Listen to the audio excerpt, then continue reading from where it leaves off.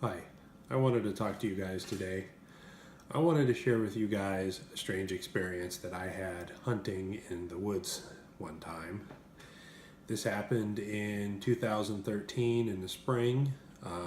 This happened just outside of Springville, which you guys are probably wondering where that is. It's in California. It's just east of the Sequoia National Forest in the Sequoia National Park. Now, this is kind of area, I don't know, it's probably 4,500 feet. It's kind of where the green sequoias and the lush forest kind of meet the more kind of oak scrub kind of an area. My father-in-law owns 15 acres up there, a little kind of a rural farmland plot.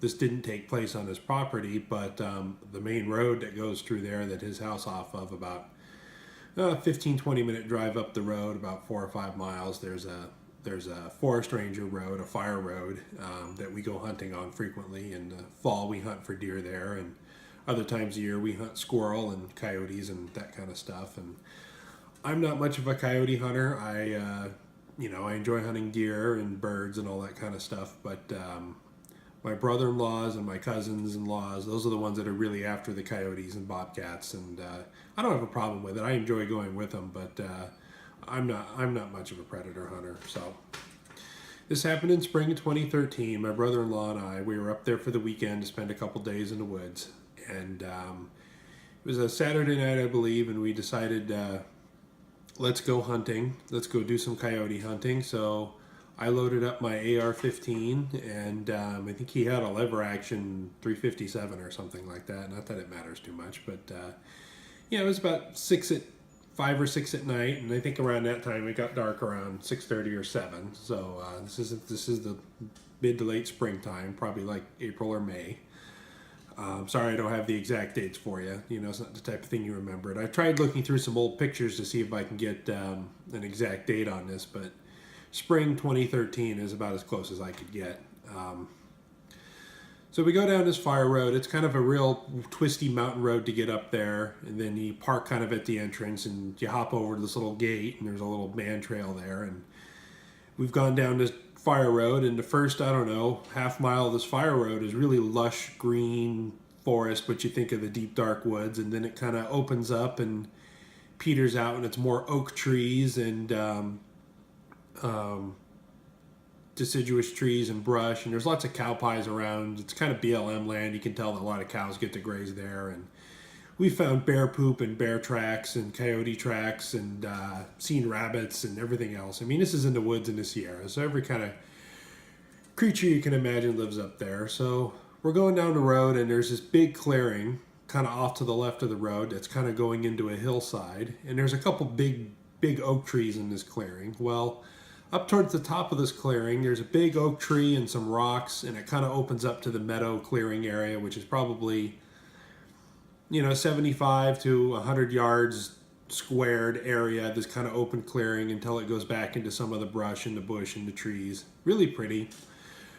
We're up there at night. We're all camouflaged out, stuff painted all over our faces and all dug in. I find myself between a rock and a tree, snuggled in there, and Ben's got himself, I think, like in a bush, and Ben, that's my brother-in-law's name, so I'm going to just refer to him as Ben, I guess. We're up there, and he puts one of these little, what do you call it? So it's like a predator attractant thing. It's this little, it looks like a raccoon tail and a little thing that bounces around to kind of get their attention, and it's just kind of on this stick in the field. And the other thing he put out is this predator call. It's this little speaker with a remote control, and it does a number of sounds, and it blasts it really loud. I gotta tell you, there are some god-awful sounds. It's like wounded cow calf, dying rabbit, injured squirrel, and it's all rah, rah. It's just these horrible god-awful noises. So we set this stuff up, and it's getting a little darker, and we're kind of hunkered down, and he's blasting these calls.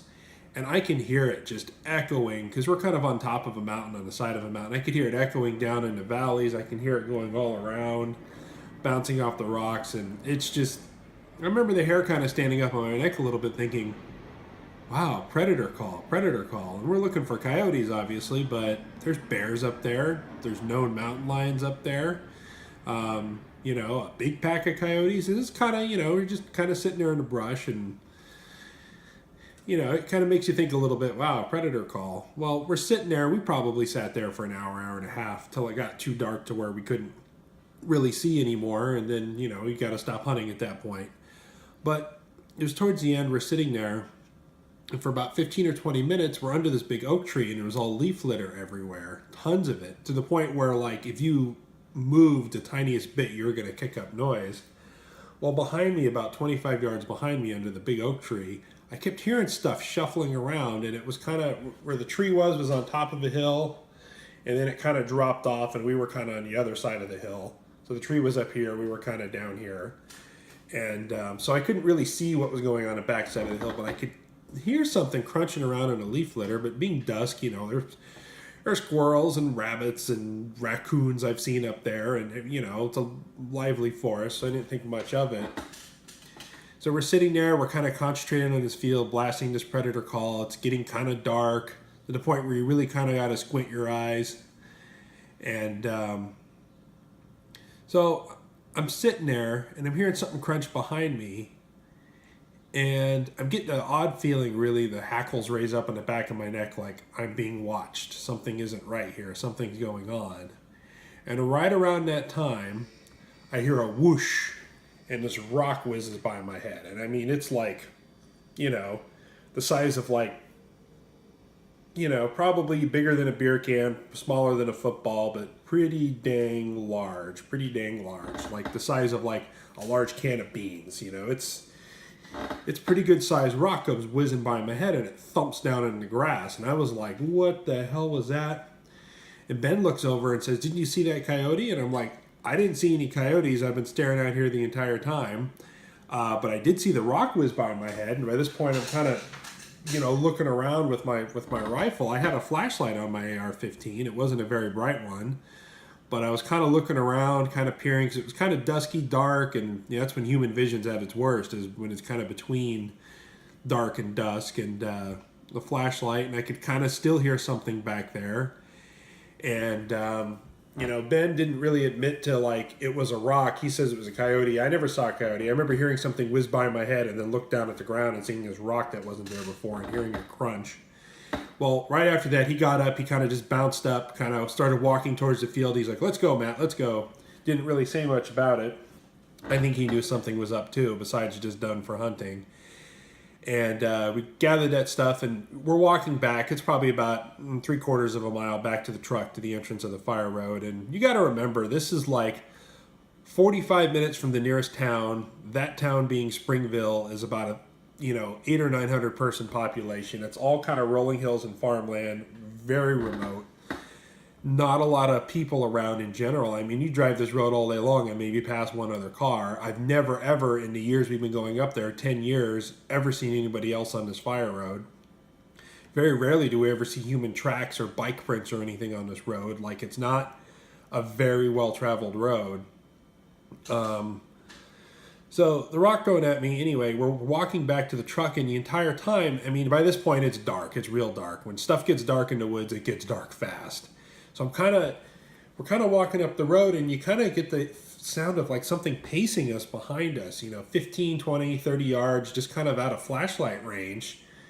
And it's an open road, but there's brush and everything on the sides, and we'd kind of stop for a second. We kind of turn around, shine our flashlights, not really see anything. We'd take a few more steps, and it would kind of sound like something was paging us. We'd stop, turn around. By this point, my heart's pounding, and we're kind of walking faster and faster. And we're not in a run, but we're like walking pretty dang fast back to the truck. And every so often, I turn around and just something's behind us. Something was pacing us, and it sounded like it was on 2 feet. Now, this was a big rock that got thrown at us. From behind us, it had to been 30, 40 yards. And it was a big, heavy rock. I don't think any human could have been that sneaky to get that close to us, make a little bit of sound, but not enough, throw a rock that far and that accurately, and none of us not seen. This fire road, there's kind of only one way in and out. There were no other cars parked up there. We didn't see any tracks because we were looking for coyote tracks. We didn't see any bike tracks or quad tracks or boot tracks in the dirt. So could it have been a person out there messing with us, throwing a rock at us? I guess in theory, but you're a long, long way from anybody. We didn't hear anybody. They didn't shout at us. I didn't hear any combined footsteps. The way the rock was thrown, I mean, this would have to be like a Nolan Ryan style pitch on this rock, because it was far and it was hard and it whizzed by my head within inches. And that really sent the hackles up on my neck. And that was a pretty scary encounter. Something paced us, something threw a rock at us, and like I said, we're predator called. If it was a Bigfoot, I mean, if you believe in that, if you don't believe me, that's completely fine. If you think it was somebody messing with me, if you think it was a squirrel I heard and I imagined it, whatever. I know what I saw. I know exactly what I saw and what I heard and what happened to me. If you go to do a little research on the internet, you find at the Sequoia National Forest, Balch Park, and the Tulare County, there's a ton of sightings going way back in that area. In fact, this area isn't too far from the famous Hairy Man cave, where the cave paintings of the Indian people talk about the Hairy Man tribes. It's all in the same area. It's not far from Lake Success there. Yeah, so there's been sightings there for many years, lots of crazy stuff. So that was me. We were coyote hunting. I had a rock whiz over my head. I could kind of hear something behind me, and something trailed us on the way out. I never saw anything, but it was definitely there. It was an intense moment, and it was kind of scary, and I'll never forget it. This is basically part one. I've got a few other stories, a couple of Bigfoot stories, some weird stuff in the woods to share with you, and this is basically my first story I was going to share. If you like this, please subscribe. There are going to be more stories like this on the way. Eventually, I'd probably like to go to the location and actually film there, and then maybe kind of narrate over, kind of do some voiceover work on this story to kind of give you guys a background and do a little looking around up there. I've got trail camera stories. I've got some ghost stories from when I used to work in some old buildings. I've got a couple more strange woods encounter type stuff. I've got some stories I'd like to share with you guys. So this is just number one. Please please subscribe this video. There's going to be more to come. And thank you very much for listening. And keep a sharp eye out there in the woods, folks.